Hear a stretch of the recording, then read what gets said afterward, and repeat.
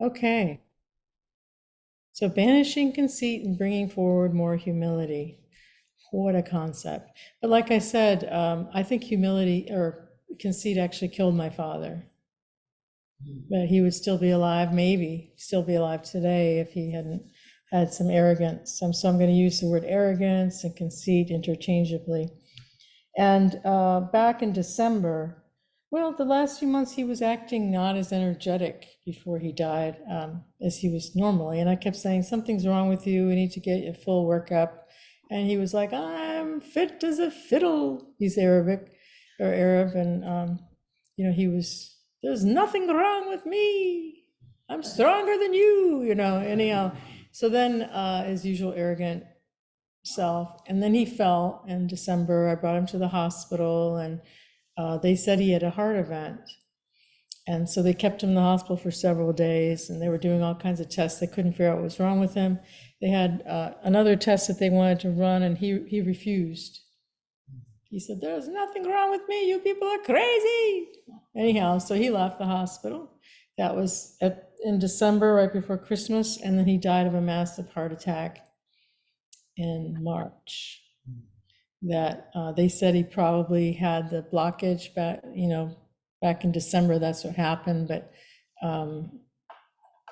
yeah, they never got it cleared out. So, part of me was like the ego, the conceit, the arrogance of, it's amazing how we can create any reality we want to with our minds, and we can convince ourselves of anything, and then really operate as if it's true, and cause a lot of problems, not only for ourselves, but others. Yeah. And that, of course, that's on an extreme stage, what my dad did. But yeah. But we're taught conceit. I think conceit is pretty rampant in our society. I know that I was taught as a child that I needed to be number one in everything I did. I was taught that I'm supposed to compare myself to others, compete, judge, all of the things that lead to arrogance. But these, arrogance in Buddhism and conceit is considered a destructive mind habit pattern, a mental habit that is very dangerous for us. Yeah. So one thing that I wanted to say is you can't really be humble. If you decide I want to be more humble, you just can't be more humble. It's an act. You're pretending to be humble. But we actually have to work with conceit. So as we work with our conceit, we mindfully explore and see conceit when it's arising, and how we work with it actually reduces our conceit. And then the natural state of our being is humility. Yeah. Yeah. The more you practice, the more you see your conceit, the more you work with it, the more humble, hopefully, you become. Hopefully. Yeah. So in Buddhism, conceit of self is called mana in Pali. It's said to be the last of the great obstacles to fall in your awakening process. So a lot of your hindrances fall away or get reduced, but the last one is the conceit of the self. Yeah. Conceit or mana is one of the 14 unwholesome mental factors, along with delusion, lack of shame, disregard for consequences, restlessness, greed, wrong view, hatred, envy, miserliness, regret, sloth and torpor, and doubt. Yeah. Conceit is one of the 10 fetters that tie us and bond us to suffering. The Buddha taught us that there are 3 different types of conceit, right? The conceit of same as, the conceit as less than, or the conceit as greater than or better than. These are all 3 types of conceit. Anytime that we judge ourselves or others as less than or greater than or even equal to, this is conceit, yeah, or arrogance, which I find very interesting. Because I thought Well, if you're less than, then it's not conceit, right? But it's actually, or equal to, it's not conceit, but it's still, who's deciding that, right? We are. So it takes a level of conceit to even put ourselves in the judging seat of the one who decides who's better than, who's equal to, who's greater than, you know? Um, so in the time of the Buddha, there was a lot of conceit, and it showed up in a lot of ways, but culturally it showed up in the class system, which still exists pretty strongly in India today. And they had people that were considered untouchables. Women were seen as less than. And he taught that anyone could come to learn his teachings and join his monasteries. First, originally it was just men, but even the untouchable men could join. And then later on it became women too. Yeah.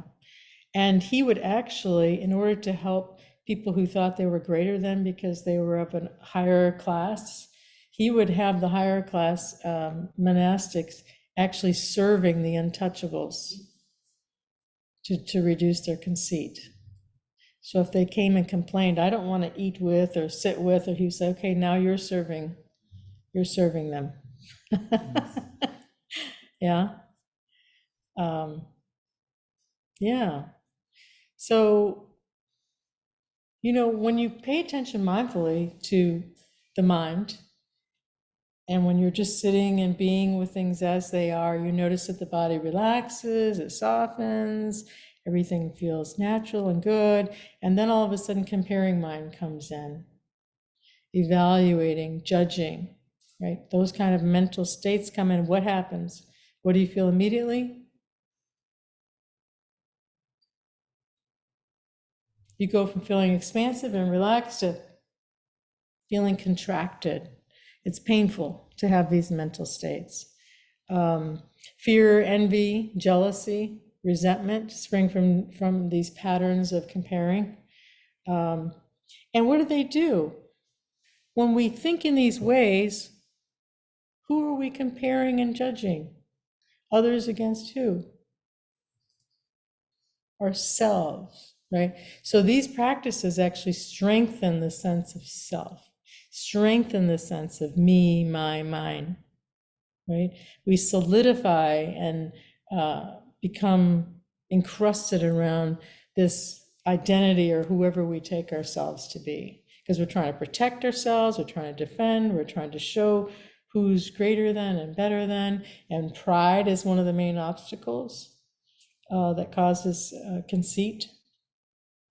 And it's very easy to get caught in pride.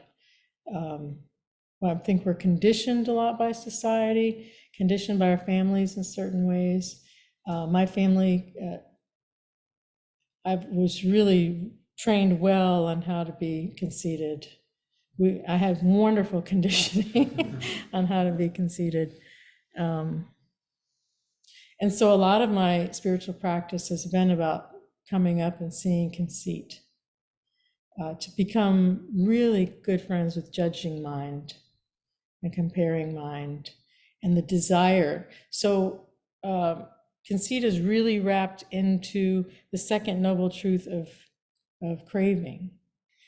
Craving for becoming, craving for being special, craving for attention, for adoration, for success, for someone to be there. But all of that causes so much suffering. Yeah. In the Satipatthana Sutta, the Buddha talks about instructions for mindfulness of the thinking mind is to be aware of what other mental state is present, whether it's concentration, or he called it exalted mind, or unexalted mind, right? So that means, I guess, humility is present, or yeah. So he didn't say to get rid of exalted mind. He didn't say to do anything with it. He said just be aware of when exalted or unexalted mind is present. And that's our practice. We need to be aware of when conceit is in the house. Yeah? If conceit is in the house and I can bring awareness to it, I can choose not to act from conceit. I can choose to notice the suffering and let go of the judging. It's really hard to see sometimes. I used to see it when I first started practice teaching a lot, and my meditation group kept getting bigger and bigger, and large groups came, and we had to keep moving to new centers, new places to get a bigger room, more chairs, more cushions. And I was like, oh, I must be a good teacher. Oh, I'm a good teacher because all these people are coming, you know? And I'm like, whoa, what if 2 people came, Rania? What if I saw a conceit. I'm like, what if 2 people came? Oh, what if 2 people came? Yeah. Does that make me, is my message or my talk or my practice, does that make it any less than or greater than? I had to really look at that because I saw my mind going, if a lot of people come, hallelujah. If not many people came, oh no, where's everybody? You know? So the sense of self, the I, me, my, was looking constantly in the environment for, you know, everyone to recognize the me. And it was very painful. So then I started letting go of, if 1 person comes, we'll have a group. If 100 people comes, we'll have a group. And then, of course, the pandemic hit, and that kind of blew our center to pieces. But yeah, you can't choose to be humble, right? That's just, you're masquerading as humble. Humbleness arises in the lack of conceit. So when conceit's not there, humility naturally is there. Yeah. So how do we reduce the sense of self? Mindfulness, right? Mindfully be aware of any time we're my making, me making, I making, which is often. Yeah. When I was a nun, there are a few things that, first of all, so much conceit you let go of to be a Buddhist nun. I had to shave my head and wear this ugly brown robe all the time.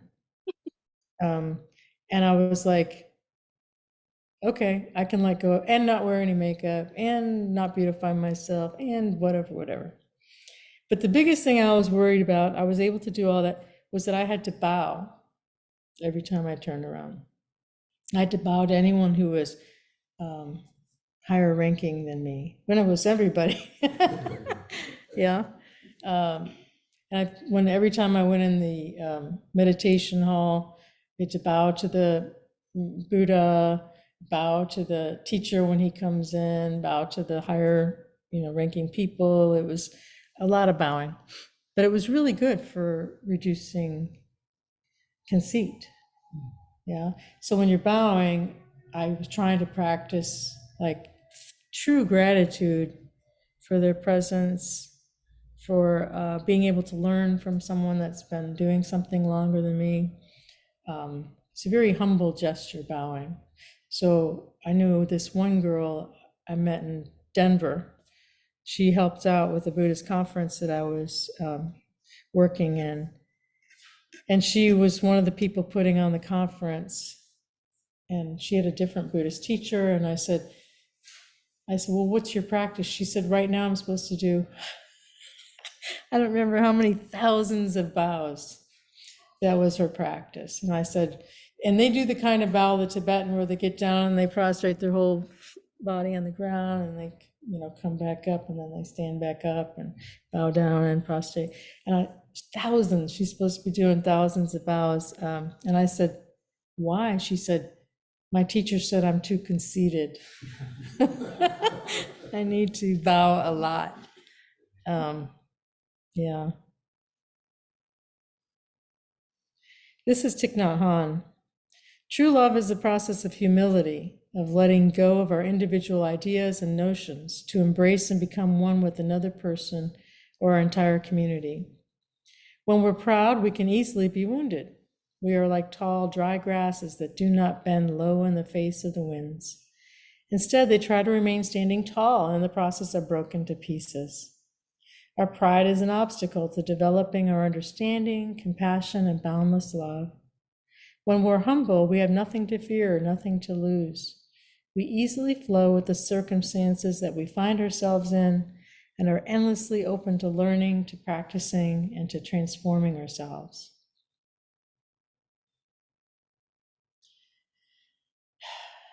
So, seeing conceit requires a few things. First is the intention to see conceit. Yeah. The second is it takes a lot of vulnerability, because usually when I saw conceit, I'd be like, "Ew, this is ugly, God." And then, of course, I would never want anybody to know how conceited I was, you know, as if it was these arrogant tendencies. But I like to tell them myself because it helps me be vulnerable and humble. And by the way, you know, we're all struggling with conceit of some level, whether we're putting ourselves down or equal or greater than. I like to think of it as every time I see conceit that it's a win. Oh, wow, look at that, conceit. Okay. You might want to call it something else. For years, I called it arrogance or inflated mind. Oh, there's inflated mind or deflated mind. Yeah. But we see it in so many different areas. Yeah. Um, if you want to uproot conceit, get old.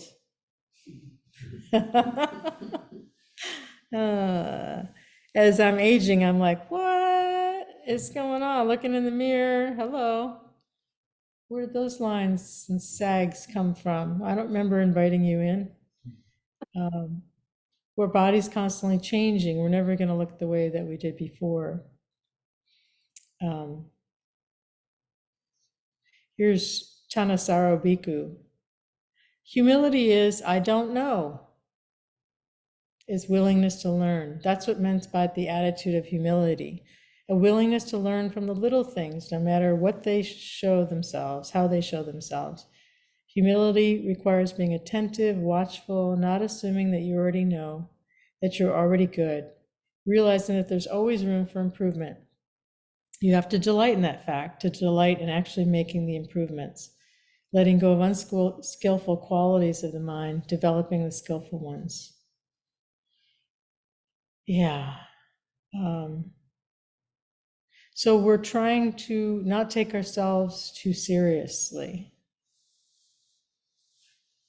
Trying not to take ourselves, the self, seriously, and have a sense of humor. I think it requires us to have a sense of humor, to practice rooting out conceit and working with humility. Yeah. I was at a Thich Nhat Hanh retreat. No, first I'm going to start with I was at a IMS retreat.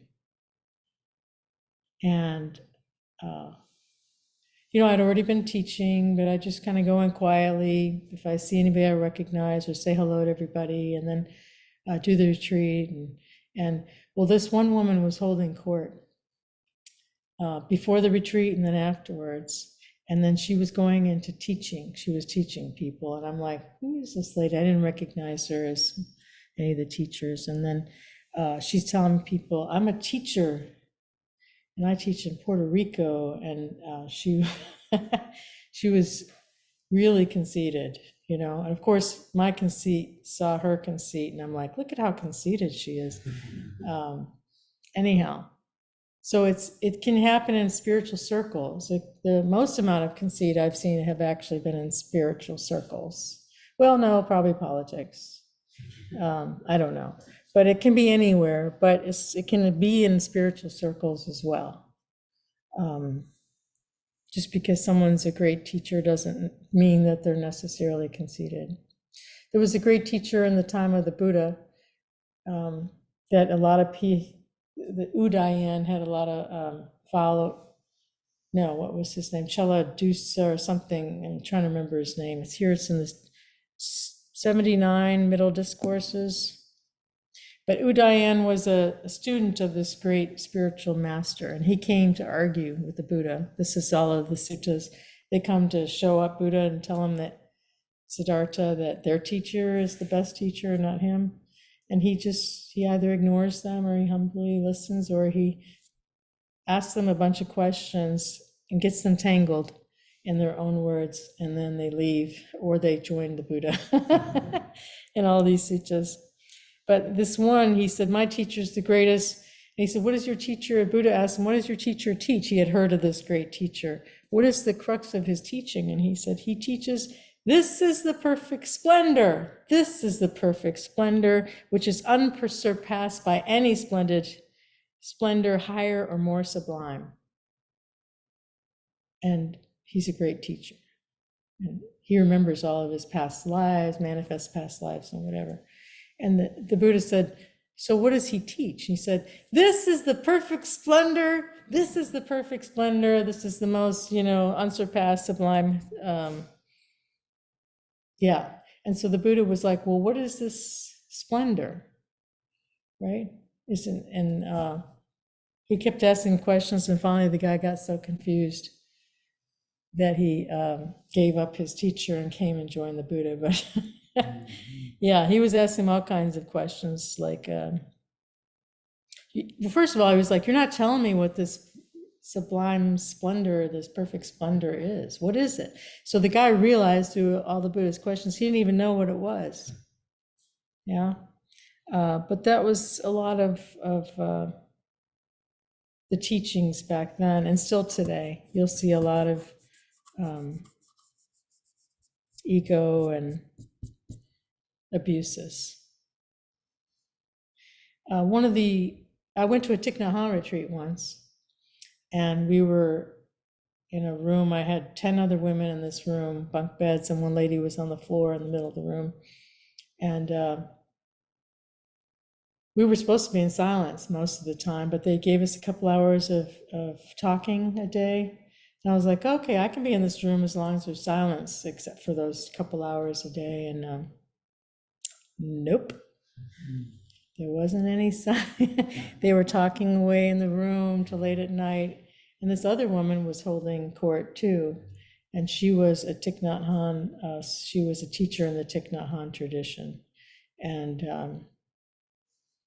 I was like, unpleasant, judging, unpleasant. It was hard. But one of the teachers I just love being around, of course, Thich Nhat Hanh himself was very humble and sweet, and he loved the children, and just such a wonderful, loving presence, peaceful, loving presence. But the Dalai Lama, to me, he had a wonderful quality of genuineness, of fun, taking himself lightly, telling on himself, and he would joke around a lot. Have you've seen the Dalai Lama? I've seen him. I've been a couple times with him. He's just a wonderful person, very humble. So if you want to, there are practices that strengthen humility. One, of course, is you can practice mindfulness, right? You can practice loving kindness practice. You can wanting to uproot the self. Listening is a great practice of humility, and not needing to speak, or at least choosing not to speak and just listening more, speaking less. Washing one's feet. I'll let you wash my feet next week if you'd like. I'm just kidding. But yeah, that's what they used to do in the Buddhist time. They would wash people's feet in order to reduce humility. Speaking to a homeless person, and a lot of different things. Um, so this is a very intense practice. It takes a lot of honesty. It takes a lot of self-compassion. And we're letting go of craving and letting go of our clutch onto worldly desires and internal desires, external desires. I wish I had brought one of John's poems to read today since he's here. But thank you so much for listening. All right, so now we're going to open it up to the group. Anybody that has a question about anything that I've said, or there's so much more about uprooting conceit and working with humility. Yes, Wallace. Okay. Earlier on, you had mentioned something about shame, and I guess that I was wondering, where does shame fit in with humility or conceit? You mentioned politicians. I heard somebody speak last week, public speaker, talking about what's the problem that we're having now in our nation is that there's not enough shame. People don't feel ashamed. They do anything and don't feel ashamed about it. So I was wondering what the connection between shame and humility or arrogance is. That's a good question. Do you have an answer for that question? What do you think? I can tell you what I think. Yeah, tell me. What does it feel like to you? Well, I know when I've been particularly arrogant, especially publicly, and opened my mouth and said something, so sure I was right. And usually it's in judgment of somebody, and then find out I'm wrong. I didn't know. And I feel ashamed. Usually I do. Gee, I was stupid. And everybody heard me. Everybody knows I was stupid. I said something, did something that was really stupid. And I was so arrogant, I was so sure. And so I think that helped me say, oh, everybody knows. And that would kind of, I guess, foster humility. Yeah. At least have me to hold my tongue more often. That's great. And then try to realize when I'm being arrogant and judgmental. That's no word that you brought up. Yeah. No, that's a great point. I wish I had brought that into the talk. It's called hiri, Hiri, hiri in Buddhism, and it's shame, a sense of shame, and it's considered a positive mental state because once we feel that shame, it's like, oh wow, that's painful. Wish I hadn't done that. There's regret, and then we won't do it again. It's called moral shame. Hiri. So with moral shame, when we were like, oh, that was embarrassing, why did I do that? Then we will be less apt to repeat that again. So good question, good point. Yeah. And of course, there's a lack of shame these days. People say and do anything and don't feel ashamed about it, so keep doing it. And you're like, whoa. Is that new? I feel like that's just what we do. I don't know. Well, you know. He was comparing the Nixon time to the Trump time, basically. Now, back in those days, if you got caught having sex with a prostitute, you resign. Oh, that's shameful. I can't beat nowadays. Come on. I do what I want. I want to stay in office too. So that's where the shame came in. Back then, we were more, about politicians and public figures were more apt to be shamed, could be shamed, and change their behavior, at least not do it publicly. So. Well, there was a lot more facade. Yeah. I think there was just as much craziness going on back then, but people people were more committed to the facade of looking good. Yeah. And you Now got- they don't care, they Yeah, I just agree. blast the heck out of everybody. Yeah, Sure, yeah. yeah, thank you. That's a shame. Anyone else? I have a poem I could share. Yeah, I please think share I a shared poem. this a bit ago. I don't think you were here on it. Oh, I missed it. Yeah. Please. It relates to your topic, so I want to. Okay, great. It's called "I Am Better Than You." Oh, wonderful. When I thoroughly sort the recycling and wash the yogurt lids, I know I am better than you. When I show kindness when no one is around to see, I know I am worth more than you. When I feel the dancing breeze and see the stunning plumage of fall, I know I see more than you. When I take time to be present and see beauty every day, I know I am more real than you. When I suffer deeper, both emotionally and physically, I know I feel more than you. As I take time to go about my daily practice, I know I am so much more grounded than you. The traps of ego will don any camouflage that is provided to them: spirituality, practice, awareness, care. But the feeling is always the same, moving you further from connection, the tools of comparison, pride, and separation, carefully cutting at the tendons of connection, empathy, and love, hollowing out every last bit of universal energy inside of us until we are bitter, angry, and so very alone. If you can step out of this energy, the relief will waft past your face like the cooling ocean breeze, carrying love and all the aliveness of this universe. I can stop wanting to be better than you when I can fully love myself. I can stop caring if I'm better than you when I can see how connected we are. I can release the need to be better than you when I can see that I am not. Ooh, beautiful. Yes, yes. John is an amazing poet and writer. And I realize that we're still recording.